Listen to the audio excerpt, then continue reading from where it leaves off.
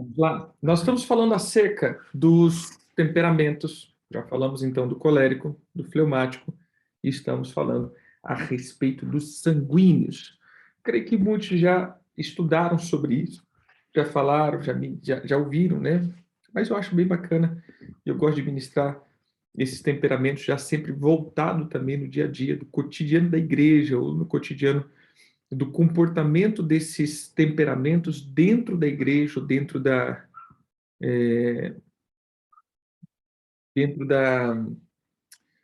do reino. Né? Então, eu gosto de fazer com que haja essa interação, ou seja, como eles se comportam dentro do reino, como é o dia a dia deles, e uma das tendências que cada um desses temperamentos tem para dentro do reino. Então, nós falamos a respeito dos coléricos, eles vão estar sempre na questão de liderança, eles vão estar sempre dentro de batalha espiritual, tudo que tem esse nível, eu vou colocar aqui de violência, mas nesse nível de guerra, esse nível de ação, os coléricos gostam de estar. Né? É, os fleumáticos, eles sempre vão estar na área do pastoreio, da comunhão, do dia a dia, ali nesse interagir, como nós falamos, eles amam a comunhão, eles amam estar juntos, eles amam também essa questão da paz, ou seja, ambientes muito agressivos, ambientes muito confrontativos, ambiente muito levado a estresse, não é interessante por um fleumático. Isso daqui eu já até chamo atenção porque normalmente, né, a galera que vai nos seguir aqui tem a tendência de ser ou sanguíneo ou coléricos, né, que estão sempre nessa questão da guerra, estão sempre nessa questão do profético, estão sempre buscando a questão da libertação, né, que é até uma característica que a gente trabalha aqui no nosso ministério e também no nosso canal. Está sempre ligado a isso, né? A gente sempre vai falar de muitas coisas, mas no fim eu falei, então, isso daqui tudo você vai pegar o capeta tal, né? Então, é uma característica nossa de sempre estar confrontando um capeta, né? É, pela questão da guerra. Porém, o fleumático, que, como eu estava dizendo aqui, o fleumático, ele tem essa característica de não estar no meio de muitos confrontos, isso até no dia a dia. Ou seja, o fleumático vai evitar briga, o fleumático vai evitar discussão, o fleumático vai evitar os conflitos. Então, por isso que para ele está tudo muito bom, está tudo muito satisfatório, está legal. Mesmo que esteja desagradando ele prefere ser desagradado do que desagradar outros. Né? Então, esse ambiente de paz. Então, como eu estava falando, normalmente a galera que nos segue tem essa tendência colérica sanguínea, e aí vai ver que essa questão dos fleumáticos vai ser pouco, é, pouco difundido dentro das igrejas. Eles vão ter poucos fleumáticos, porque é muita tensão, entendeu? Eu coloco aqui sempre no começo das ministrações, antes de a gente falar de cada temperamento, eu sempre dou uma palavrinha, né, chamando a atenção aqui dos irmãos, mas eu vou dizer o seguinte, esse tipo de igreja, ela é muito... Igrejas que tem o colérico ou sanguíneo, principalmente o colérico na frente, tem que tomar muito cuidado, querido, porque são igrejas muito confrontativas. Não é que isso seja ruim, mas tem que levar o equilíbrio. Tem que fazer com que a igreja seja um lugar de paz e os confrontos sejam nas entrelinhas.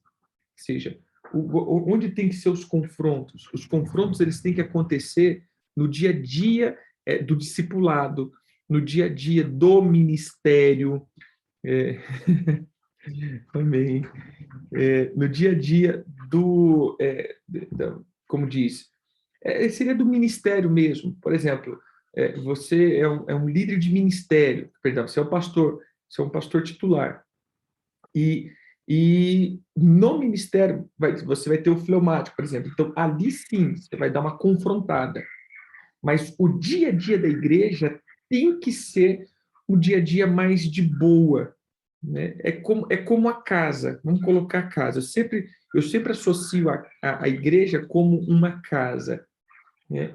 E ela precisa, essa casa, ela precisa ter a sua harmonia. A igreja não é um hospital, a igreja não é um manicômio, pelo amor de Deus, é que tem igreja que vai com manicômio, né? A igreja não é um hospital, a gente tem muito essa questão que igreja é hospital, né? Eu tenho muita resistência, apesar de ter cura na igreja, eu tenho muita resistência de igrejas como hospital, porque o hospital, querido, é um lugar rotativo, onde as pessoas são curadas e vai embora. Ninguém mora no hospital, nem médico mora no hospital. Então, por isso que às vezes igrejas que se fazem no hospital, elas são muito rotativas. Então, ela vai trabalhar com muita cura, mas depois que a pessoa é curada, ela vai embora. Isso é um hospital. Eu gosto de caracterizar uma igreja como uma casa. Então, tem os seus setores, o lugar de descanso, o lugar de intimidade, o lugar de libertação, o lugar de comunhão, o lugar da palavra, que é a comida, o lugar da brincadeira. Ou seja, a casa, ela propicia isso. Na casa vai ter correção? Vai ter correção. Vai ter os confrontos? Vai ter os confrontos. Porém, se a casa, todos os dias, ela está com aquele nível de confronto, aquela tensão, ninguém quer morar nessa casa. Essa casa se torna indesejável, né? Então, isso é uma característica que a gente vê muito nas igrejas, e por isso eu ensino sobre temperamento.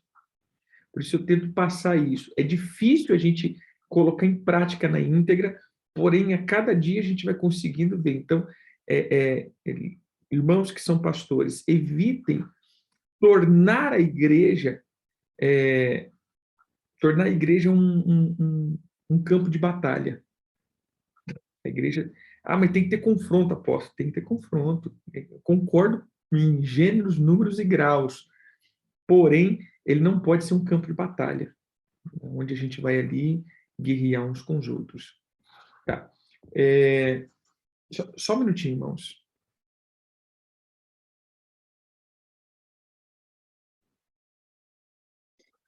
Perdão, que eu estava achando a chave do carro aqui. Vamos lá. Uma pergunta que foi que é a linguagem do amor de um colérico, né? Igual que é a linguagem de amor. Eu vejo que a linguagem de amor de um colérico, ele está muito relacionado ao toque, né? Então, tenho que sentir, entendeu? Um colérico, ele tem muito isso, essa linguagem do, do toque, né? Essa linguagem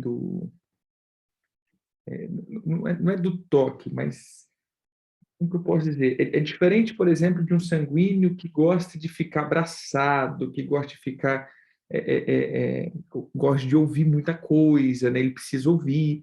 O colérico não, como a gente falou, ele tem esse tá junto, você entendeu? Ele tá junto ali, que tem os momentos. Então, ele tem esse momento dele de possuir alguma coisa, né? E de boa, focado no trabalho, focado no serviço, focado na tarefa. Então, esse aqui. Então, você está junto nisso daí, tá de boa. Então, muitas vezes até as pessoas passam, tá conversando comigo e falam, não, pode conversar, eu estou fazendo negócio aqui, estou ouvindo, vai conversando aí.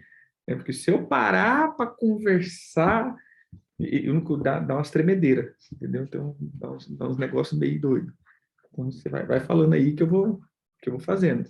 Se começar a falar, às vezes as pessoas falam, apóstolo, por que você não escreve? Irmão, sinceridade, se eu ficar 5, 10 minutos só focado, e quer dizer, fazendo algo, aqui já começa 500 coisas, eu já vou começar, fui para lá e para cá e já paro, né? Então, deixa.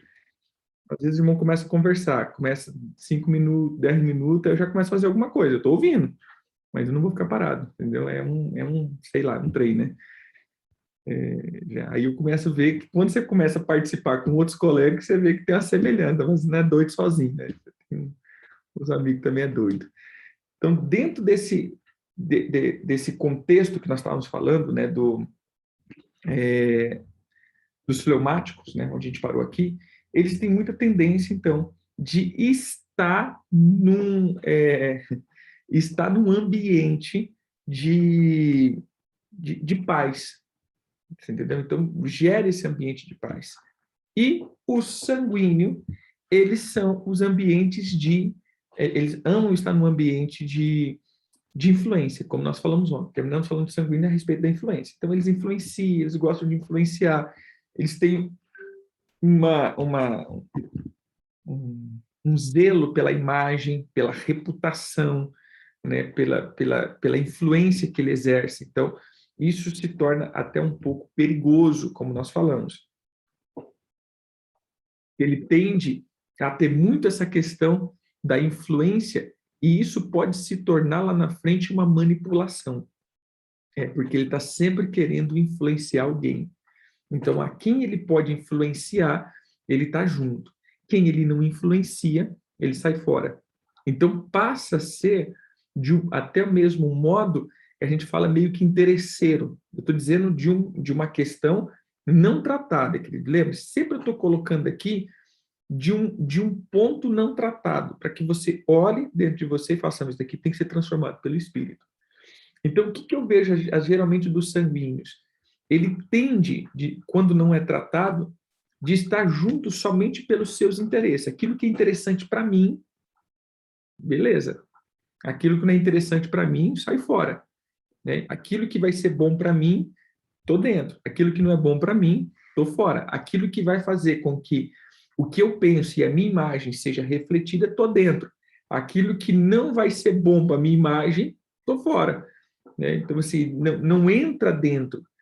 Diferente desses outros dois comportamentos, temperamentos, que está dentro até mesmo de uma lealdade, né? Vou colocar aqui, tanto colérico quanto melancólico, ele tem muito mais essa questão da lealdade, de uma forma muito, até muito, tem que ser até muito heróica, né? E isso traz um problema muito sério, que quando ele é leal, mas quando passa a ser desleal, não falo infiel conjugal, estou dizendo desleal dentro da visão, dentro da tarefa, isso passa a ser, então, perigoso, mas já o sanguíneo eu vejo que não. Ele não tem essa questão, vou colocar assim, não é, entenda que eu não falo de infiel, querida, eu falo dentro desse estar junto, né? Então, passa a ser pessoas que, se não tratado, ele sempre vai flutuar naquilo que ele acha que vai ser bom para ele. Não é bom para mim, eu não vou fluir, entendeu? Eu não vou ganhar nada com isso, então eu não vou projetar a imagem do outro, eu tenho que projetar a minha. E isso se torna, então, um ponto crítico aqui também na vida de um sanguíneo. O sanguíneo, quando ele está, como disse, quando ele está tratado, quando ele está de boa, é uma pessoa sempre junto e quebra todos esses, como que eu posso dizer, quebra todos esses contextos aí, né? Um outro ponto que eu vejo do sanguíneo é que ele sempre vai passar somente as coisas boas, entendeu? Só vai passar as coisas boas, então você só vai ver as coisas boas. Você olha para ele, rapaz, parece a pessoa mais feliz do mundo, mas só Deus sabe os cacos e os problemaços que está enfrentando, mas ele sempre vai passar a boa imagem das coisas boas, porque ele tem que vender o produto. Né? Sabe aquele vendedor que vende aquele produto que não serve para nada, mas ele tem que passar aquele negócio ali que, meu Deus do céu, você não pode, não sei como que você viveu sem isso, né? Para que serve? Ninguém sabe, mas você tem que ter aquele negócio em casa. É mais ou menos assim. Então, o sanguíneo, ele tende a colocar muito a imagem top, mas os problemas dele geralmente é ocultado. Ou seja, eu vou colocar assim, nem todo mundo acessa o interior dele, nem todo mundo acessa essa parte dos pensamentos. Até porque, se eu preciso influenciar você, eu não posso estar falando dos meus problemas. Eu tenho que mostrar para você que eu estou bem, eu tenho que mostrar para você que eu estou indo legal, eu tenho que mostrar para você que está tudo 100%. Então, isso é um problemaço. Né? Até vou colocar aqui, eu coloco eu numa posição hoje de um pai espiritual. Quando eu lido com sanguíneos, sanguíneo mesmo, porque às vezes tem um sanguíneo colérico, Porque aí eles intercalam muito essas, esses temperamentos, né? Esses temperamentos são muito intercalados. Mas quando é um sanguinaço mesmo assim, como a gente brinca, é um sanguíneo hemorrágico mesmo, aquele negócio, normalmente é difícil você entrar dentro de alguns problemas, é difícil, porque está sempre falando das coisas boas, das vitórias, não sei o quê, papá, papá, aquela coisa, né? E pá. Mas aí você fala, mas você está com esse problema. Não, não, mas aí vai, daqui a pouco já muda de assunto e bola para frente, né? Então você não acessa muito o coração do sanguíneo, né? Quando ele está focado nas coisinhas dele. Agora, quando ele quer mostrar que o trem é ruim, aí ele só vai falar de problema, meu irmão. Aí ele vai ser questão de fazer uma. Como diz, não existe nada tão ruim que um sanguíneo e um melancólico não pode tornar pior. Né? Então, assim, eles conseguem tornar o negócio pior do que é pelo fato das emoções. Né? Então, a minha filha ela é sanguínea, sanguínea, sanguínea, hemorrágica mesmo, né? E é muito interessante. Às vezes a gente fica olhando assim e fala assim, mas tu tem drama, né? Então ela coloca-me um posicionamento assim, uma vez a gente brinca, né? Uma vez ela estava, não sei o que que eu falei não para ela, a gente estava no carro, e ela foi aquela coisa, e chorava, e esperneava, aquela assim, sabe? Eu falei para ela, meu Deus, parece que ela estava sentida, assim, tão sentida. Eu falei, meu Deus, eu acho que eu traumatizei a menina com esse não, né? E ela ia com aquele negócio todo, daqui a pouco ela parou, falou assim, dramático, né? Eu falei, né? Achar lousa para lavar. Então, assim, aí você vê que eles conseguem ser exagerados, conseguem exagerar, conseguem pintar uma coisa, porque eles trabalham com as emoções. Então, eu volto para esse ponto. Cuidado com essa manipulação. Sanguíneos, cuidado com a manipulação, porque todo mundo que chega perto do sanguíneo vai ser influenciado para bom ou para ruim, entendeu? Para bom ou para ruim. Eu volto aqui, essa questão, ele está sempre se adaptando. O sanguíneo se adapta aonde for. Por isso a gente sempre coloca, né, o político. Em cada ambiente, mas no fim, ele está querendo somente estabelecer o que ele está pensando. Então, você coloca para os dois temperamentos ativos, né, que trabalha com essa mutação, você vê o colérico. Ele coloca o pensamento dele na violência. Então, vai ter sempre as ameaças. Né? Você andar com um colega, você vai ter sempre ameaças. Se você não fizer isso, você vai ver. Eu vou fazer isso daqui. As ameaças. O sanguíneo, não. O sanguíneo é na conversa. E aí, conversa daqui, conversa de lá, conversa. E daqui a pouco você está fazendo exatamente o que quer que você faz. E você está fazendo feliz. Mas você está fazendo só o que ele quer fazer. Então, eu sempre estou orientando os sanguíneos a isso. Porque ele sempre está vendendo o produto dele é bem melhor do que os outros. Mas quando você vai ver, o produto dele às vezes é até pior do que os outros. Mas a conversa, meu irmão, foi tão grande que a pessoa é dilubriada. Né? E aí fala, meu Deus, fui enganado. Então, está sempre minimizando esse ponto de muita influência, esse ponto de muita imagem, esse ponto de muita coisa, que aí você vai olhar para a própria vida do sanguíneo e não está funcionando. Como eu falei, né? Você olha para a vida dele não está funcionando, mas ele está vendendo, ele está falando. Então, ele tende a isso. Principalmente no pastoreio, né? Quando eu pego sanguíneos no pastoreio, não, é porque Deus me deu uma visão. Mas você já botou isso em prática? Não, não, mas aí já está vendendo. Daqui a pouco você olha, fala, cara, não está funcionando a tua igreja, meu irmão. Nunca funcionou, não vai funcionar, né? Porque está sem esse princípio, está sem esse princípio. Não, mas não, que esse negócio, meu Deus do céu, daqui é a chave de transformação da galáxia, né? Por quê? Porque é o hábito do sanguíneo. Bem? Então, volto a dizer, parte boa, otimista, uma pessoa influenciadora, uma pessoa comunicativa, uma pessoa que sabe envolver as pessoas, uma pessoa que expande muito.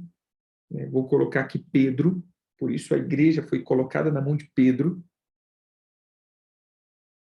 porque você vai ver que a maioria das coisas foi Paulo, dos escritos. Olha que interessante. A igreja estava na mão de Pedro. Pedro era uma autoridade exímia da igreja, nesse sentido, estou dizendo no primeiro século, ou seja, Pedro fica responsável por esse avanço. Por que Pedro e não Paulo? Entendeu? Por que Pedro? Porque a gente vê só os feitos de Paulo, porque a gente tem os escritos de Paulo. Mas, meu irmão, Pedro fez muita coisa. Pedro fez esse meio de campo entre judeus e gentios. Pedro fez essa conexão e precisava disso. Mas nós vamos ver os escritos de Paulo, porque Paulo era colérico, e colérico é focado.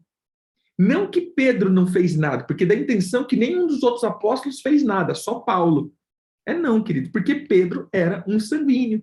E o sanguíneo, normalmente, meu irmão, desfoca em algumas coisas. Então, você vai ver o sanguíneo, tem muita coisa, você entendeu? Porque ele está tão ali, nos relacionamentos, que ele passa a esquecer a tarefa. E Paulo, tarefa com um pouquinho menos de relacionamento, vou colocar aqui. Então, essa questão aqui é bem interessante. Então, Pedro foi o cara que fez o meio de campo em tudo. Pedro, ele entrou fazendo todas as coisas, e por isso eu vejo que a igreja precisava começar aí com esse chamado de Pedro. Porque se fosse só com Paulo, Paulo ia simplesmente acabar com os judeus. A igreja seria a igreja só de gentios. Né? Porque Paulo estava naquela... coloca aí, 880. Os coléricos sabem disso, 880. Estou dentro ou estou fora? Estou a favor ou estou contra? Então, Paulo era um judaizante, fariseu. Quando ele sai disso, ele sai, meu irmão, criticando toda a ordem farisaica. Ele sai detonando, né? Porque ali realmente havia muita hipocrisia, muitas coisas. Mas eu vou colocar, no meio de tudo isso, só tinha coisa ruim? Não. Que o próprio Paulo fala nas suas cartas depois, agradecendo os da lei. O fulano de tal, que é da lei, ou seja, ele é o da circuncisão lá, mas que me ajudou muito. O cara estava comigo aqui, estava cooperando comigo. Por quê? Porque era um cristão, mas estava lá, né? Ele estava ainda na ordem, sei lá, farisaica, ou qualquer outra coisa assim, ele pertencia, mas agora estava em Cristo também, mas ele estava lá. Então você vê que depois, no final da vida de Paulo, você vai ver ele junto com essa galera. Mas quando ele sai, ele já sai no outro lado. Se deixasse a igreja só na mão de Paulo, querido, a igreja não teria essa interação que precisava ter entre judeus e gentios, entre todas as nações. Por quê? Porque não é do relacionamento. Então, quando nós olhamos, então, o sanguíneo ele vai fazer essas conexões. O sanguíneo é responsável por criar conexões. O sanguíneo é responsável por criar relacionamentos. O sanguíneo é como se fosse ligamentos. Se você colocar aqui, por exemplo, os temperamentos, eu vejo o sanguíneo como os ligamentos. Ele é aquele que faz junção, ele é aquele que trabalha relacionamento no corpo, ele é aquele que tem habilidade de fazer relacionamentos, ele tem habilidade de fazer esse meio de campo, sabe assim, fazendo com que as pessoas se interajam. Então, sempre quando estamos perto de um sanguíneo, todo mundo está se interagindo. O sanguíneo, ele promove isso. Porém, como eu disse, um sanguíneo desajustado, meu irmão, o cara é totalmente manipulador. Ele passa a manipular e queimar pessoas, ele passa a fazer o meio de campo para que todo mundo flua no que ele está pensando. Ou seja, ele manipula toda a situação para que tudo esteja em volta do que ele pensa. E quando todo mundo vê, está trabalhando em prol dele e não em prol de algo. Por quê? Porque ele sempre vai estar, quando não ajustado, pensando somente em si mesmo. Então, essa é uma característica do sanguíneo. Então, ele é expansor, porém, ao mesmo tempo, pode ser manipulador. Então, um ponto central aqui que eu falo do sanguíneo é cuidado com a manipulação. E se você anda perto de sanguíneo, irmãos, sempre filtre informação das emoções. O que é a informação? E o que é a emoção que ele está passando em torno dessa informação? É, eu brinco muito com mensagens. Às vezes você pega um que tem essa característica sanguínea, você viu, apóstolo? Você viu o que ele escreveu aqui? O que escreveu? Olha, eu não vou aí. Mas deixa eu ler aqui, irmão. Ele mandou por áudio? Não, está escrito. Falei, mas está escrito com essa voz? Não, está escrito assim, eu não vou aí. Essa voz é tua, não é da escrita. Então, tem essa tendência de colocar. A gente brinca muito isso, né? Se eu recebo, por exemplo, um não vou aí de uma pessoa que eu acho que eu amo, ou que eu amo, acho, não, eu acho que ela me ama, como que eu vou ler? Eu não vou aí hoje, ou eu não vou aí. Quando é uma pessoa que eu acho que está contra mim, eu não vou aí. Nossa, que seco, né? Então, tende a colocar muita informação. Então, por isso eu sempre vou colocando, né? As informações. Peraí, né? Isso aqui tira a informação, a emoção da informação. Fica com a informação. Então, quando eu lido com sanguíneos, assim, eu sempre vou pegar no ponto que, como foi colocado aqui, né? Nesse modo prolixo de dar volta, dar volta, dar volta, eu fico só pensando aonde vai chegar, né? Aí chegou aqui. Então, peraí, mas isso daqui é o que você pensa, isso daqui é o fato. Né? Então, eu vou colocar aqui o fato do que você pensa. Bem? E, por último, a gente vai começar aqui, então, a falar do melancólico, que é a águia. É interessante, querido, que é a águia voando. Todo melancólico tem que voar. Meu irmão, melancólico na Terra, eu vou dizer uma coisa para você, é de amargar. Nem ele se aguenta. Por isso a Bíblia diz que é uma águia enquanto voa. Esses são top, né? É uma águia enquanto voa. Há uma diferença muito grande, né? Melancólicos de plantão. Deixa eu até pegar aqui, né?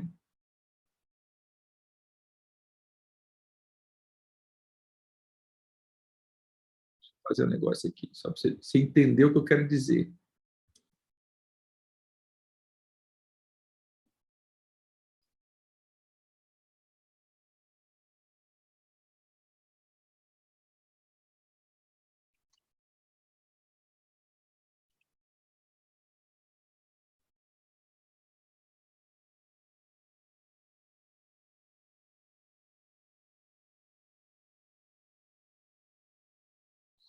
Eu sempre brinco que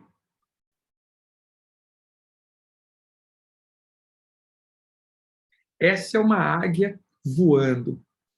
Ela está simplesmente focada. Ela está ali no seu foco. E essa daqui,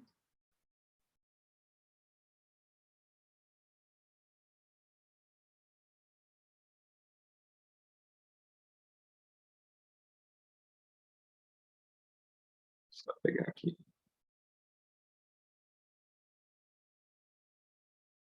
E essa é a águia parada. Meu irmão, ela dá trabalho demais. Você vai ver que a cara da águia, Jesus, é a melancolia em pessoa, né? Então, você já olha para ela, você já fica com dó. Então, a gente vai colocar aqui que essa águia voando é a característica da águia. Ela tem que estar voando. Quem é o melancólico? Melancólico, ele é pessimista, ou seja, olha pessimista aqui como, não como negativo, né, mas sempre olhando para os problemas. Ela é motivado por tarefa. Então, a gente vai ver um otimista motivado por tarefa, e um otimista motivado por relacionamento. A gente vai ver um pessimista motivado por tarefa e um otimista por relacionamento, né? Então, a gente vai ver eles ligados a isso. Eles são totalmente introvertidos, né? E o ponto fraco de um melancólico é a crítica. Ponto fraco de um colérico, domínio. Ponto fraco, ou seja, quando ele perde o domínio da situação. Ponto fraco de um sanguíneo, quando ele perde a influência. Ponto fraco de um fleumático, quando ele é confrontado. E um ponto fraco de um melancólico é quando ele é criticado. Você quer acabar com um melancólico, é você fazer uma crítica a ele. Por isso, todos os melancólicos, eles serão extremamente perfeccionistas. Em extremo. O melancólico, ele é perfeccionista em tudo. Por quê? Porque ele precisa quebrar todas as bases de erro para que não haja crítica. Então, nunca, irmão, se você é eu não vou dizer nem se você é um melancólico, se você é casado ou se relaciona com um melancólico, nunca tente fazer surpresa para um melancólico, meu irmão. Não existe surpresa. Por favor de Deus, em nome de Jesus Cristo. Por quê? Porque a surpresa vai ser a maior decepção da sua vida, principalmente se você é um sanguíneo ou se você é um colérico. Porque vai surpresa. Você vai ver a surpresa que você vai ganhar. É tão interessante que até mesmo Deus sabe essas coisas. Deus sempre conta para os melancólicos as coisas. Por isso, o melancólico sempre vai ter uma visão, vai ter uma manifestação de muitos sonhos. Quando Deus fala com o melancólico? Nos sonhos. Porque é quando ele para. Porque o melancólico não para. Ele está sempre pensando dentro dele, no perfeccionismo dele. Então, ele já projeta o dia inteiro. Ele começa aqui, ele acorda já sabendo o que vai fazer até dormir. Você entendeu? Então, ele já vai até dormir. Até dormir. E aí, meu irmão, se você tira ele do prumo, daquilo que ele fez, esses detalhes da vida dele, lembra do perfeccionismo? E ele sempre vai entrar nos detalhes, ou seja, ele sempre está focado nos detalhes. E é os detalhes que faz a vida do melancólico perfeito, porque ele é detalhista. Totalmente detalhista, porque contra a crítica. Então, vamos lá. Você é casado com um melancólico. Aí, de repente, você está na rua, né? Sanguíneo, então nem se fala. Você está na rua e encontra o irmão Antônio. E aí você conversa e já está dando 11 horas, né? E você está lá e você conversa e fala assim, irmão Antônio, vamos almoçar lá em casa, irmão Antônio. Aí você liga para a esposa e diz, amor, aumenta aí o feijão. Jesus dos crentes. Eu vou dizer para você, meu irmão, Quarta Guerra Mundial. Como você me faz isso em cima da hora? E essa pessoa vai chegar aqui, o feijão não vai estar bom. E pipipi, popopó, popopó, popopó, popopó, que isso não... Meu irmão, acabou. É melhor você chamar ele para o restaurante do que chamar ele para a tua casa. Você tem que sempre ter uma semana de antecedência para que essa pessoa possa se preparar para fazer isso. E isso dentro do ministério é muito importante, porque principalmente quando Jesus, né, coloca na frente um colérico sanguíneo, que é tudo em cima da hora, não é verdade? Tudo em cima da hora. E aí você lida com a questão do melancólico. Então, melancólico, aí você fala assim, você chega, por exemplo, estou aqui, né, perto do melancólico, irmão, daqui, lá para 2 horas, você pode pregar para mim no corpo? Meu irmão, que você acabou com a pessoa. Porque se você quer que ele faça alguma coisa, dê prazo. Irmão, semana que vem, você pode fazer isso? Porque ele vai se preparar, se preparar, se preparar, se preparar, se preparar, se preparar de novo, se preparar mais uma vez para poder estar lá. Por quê? Para evitar os pontos de conflitos e críticas. Então, por isso, quando você quer algo muito bem feito, melancólico, quando ele aceita fazer. Né? Porque para ele aceitar fazer, é Jesus purinho. Então, normalmente, os melancólicos vai estar tudo parado, escondido. Por isso, ele tem que ser voando. Entendeu? Aqui tem que estar voando. Então, eu sempre costumo dizer, o que para o melancólico? A crítica. Então, é fácil parar o melancólico. É só você criticar. Porque ele nunca leva a crítica como uma crítica. Ele leva como pessoal. Vou dar um exemplo. Pega a minha xícara, né? Tá coisadinha de café. Aí, de repente, você tem uma esposa melancólica, vamos colocar. Aí chega alguém, ela lavou e esqueceu isso daqui. Sujinho e guardou. Aí pega a caneca. Daí alguém chega com essa caneca e fala assim, nossa, tá suja a caneca. Ela vai dar aquela risada linda, vai lavar. Mas na cabeça dela, ela não entendeu que a xícara é suja. Ela entendeu que ela é porca.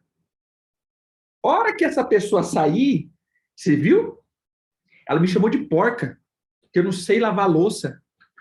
Onde já se viu, nunca mais chama essa pessoa na minha casa. Porque me chamou de porca, que eu não lavo louça, que eu guardo as coisas sujas, que eu nunca faço nada. Né? Os melancólicos de plantão sabem do que eu estou dizendo. Ou seja, sempre leva para o lado pessoal e nunca dá tarefa. Ou seja, tá lá, meu irmão. É tarefa. Entendeu? Não, eu não falei que você é porca, eu falei que a xícara está suja. É simples, mas sempre vai levar. Uma frase do melancólico. Eu nunca faço nada para você. Eu nunca sou nada, né? Eu nunca fiz isso. Então, assim, ele sempre vai levar no extremo. Você chegava, pô, mas você não fez isso hoje. Eu nunca faço nada mesmo, né? É sempre assim. Eu nunca. Então, tem isso. Ele tem essa habilidade, né? Então, então assim, fica aí. Amanhã a gente termina com essas melancolias todas. Amém, queridos? Entenderam? Qualquer dúvida vai falando aí. Então, a zaga, bota para voar em nome de Jesus. E show de bola. Queridos, shalom, Deus abençoe. Fiquem com Deus.